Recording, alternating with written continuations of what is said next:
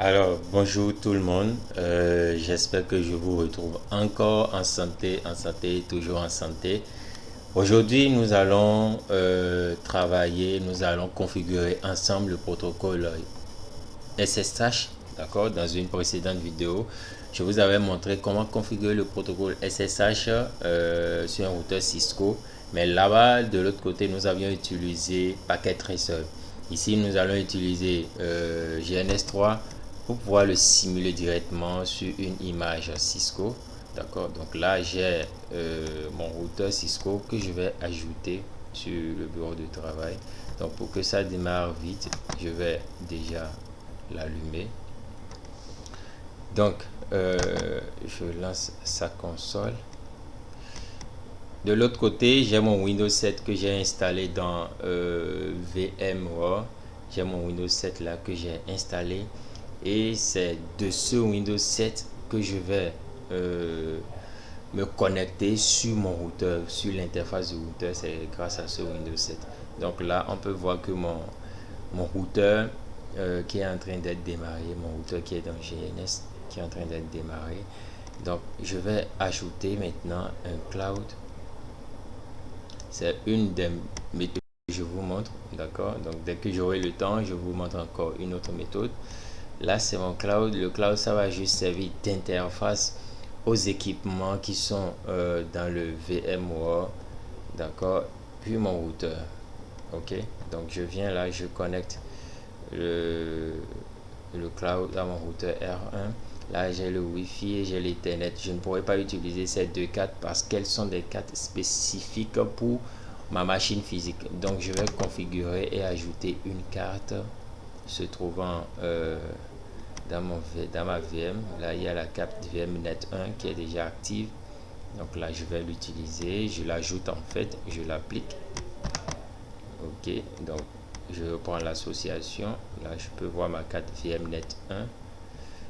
Je le connecte à l'interface 0/0 de mon routeur.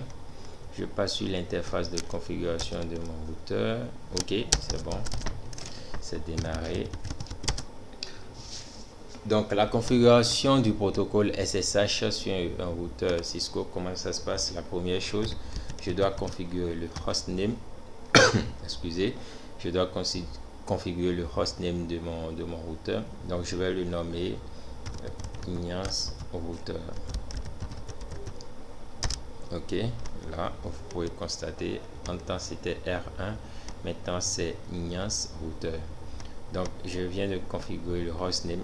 Je vais configurer à présent le mot de passe d'exécution privilégié avec la commande enable password.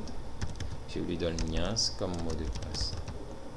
Voilà, je peux vérifier tout ça avec la commande exit.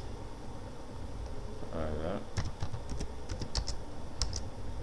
Bon, là, il faut que je redémarre le routeur pour pouvoir constater cela. Bon, c'est pas grave, je vais le faire plus tard, sinon ça va encore prendre du temps. Donc, je viens de configurer le hostname et le mot de passe d'exécution privilégié de mon routeur.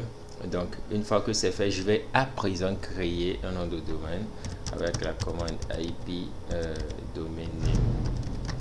D'accord, je vais utiliser ignace.net comme le nom du domaine.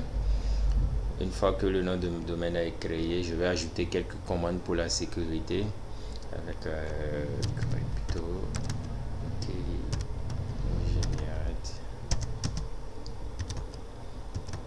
ça par bande de 512, donc 1024.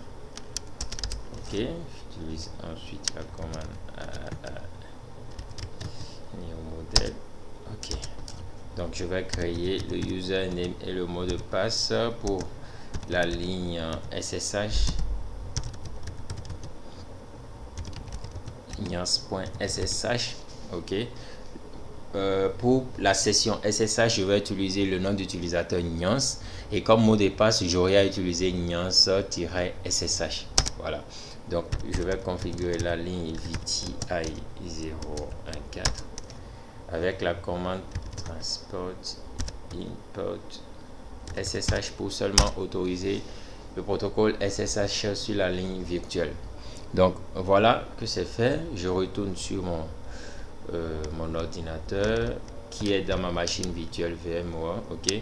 Si je cherche à le prendre par CMD, ça ne va pas prendre, tout simplement parce que il ne reconnaît pas la commande SSH. Donc il y a une dernière chose que j'ai oublié de faire sur mon routeur Cisco qui est dans GNS3. Donc je le rappelle, je dois associer une adresse IP au niveau de cette interface là pour pouvoir assurer une connectivité.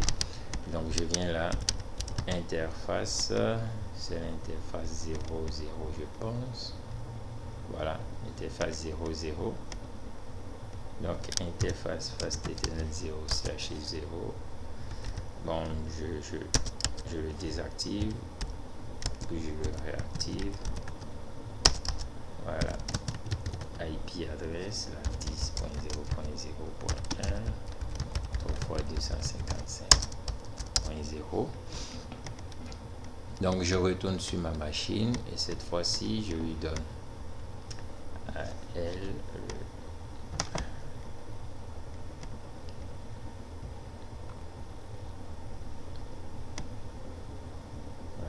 reçoit des paquets, mais lui il n'arrive pas à envoyer.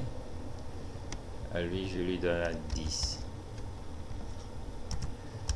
10.0.0.10 3 fois 255.0, la 10.0.0.1 comme l'adresse de la passerelle qui n'est rien d'autre que l'adresse du routeur. Voilà, donc comme vous pouvez constater, il y a échange de paquets. Je vais faire un test de ping vers mon routeur à 10.0.0.1. Je vois que ça passe normalement. Je vais faire la même chose ici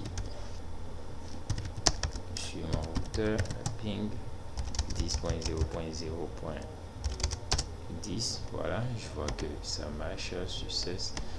Donc je vous parlais du SSH. Donc pour utiliser le SSH, d'accord, je me connecte sur l'équipement distant.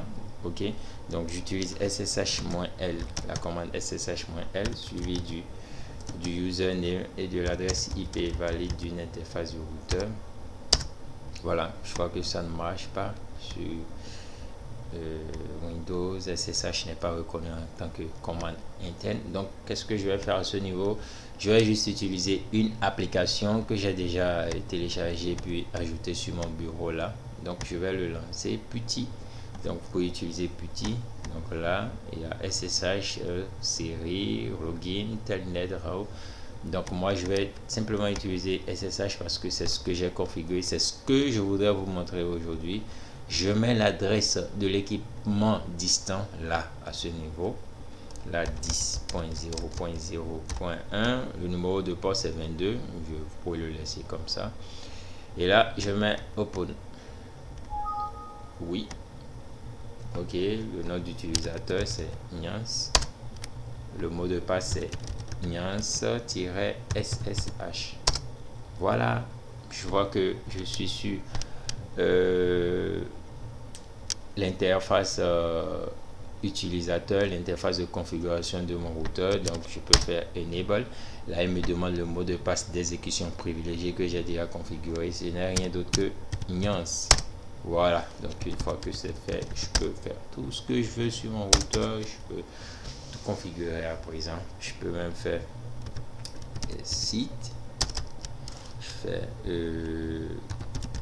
copy rename config, startup config. Ok. Et je vais redémarrer mon routeur avec la commande reload.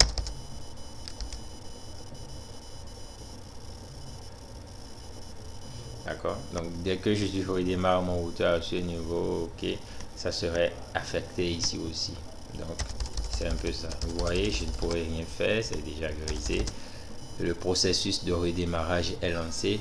Donc voilà un peu comment ça se passe. Voilà, network error, il a perdu la connexion parce qu'il est déconnecté. Donc voilà un peu comment ça se passe, la configuration du protocole SSH sur un routeur Cisco, mais là avec GNS3 utilisé encore avec une machine virtuelle dans VMware. Donc j'espère quand même que je vous ai apporté un plus. N'hésitez pas à partager avec vos amis et à laisser vos commentaires. Vous pouvez aussi me contacter si vous voulez, d'accord? Et j'espère vraiment, vraiment, vraiment que cette vidéo vous a beaucoup aidé et ça vous aidera beaucoup. Ne vous inquiétez pas, dans le monde réel, c'est la même chose, il n'y a pas de différence, c'est la même chose. Donc n'ayez pas peur, n'ayez crainte, mettez-vous à fond et à fond. Merci et à très bientôt.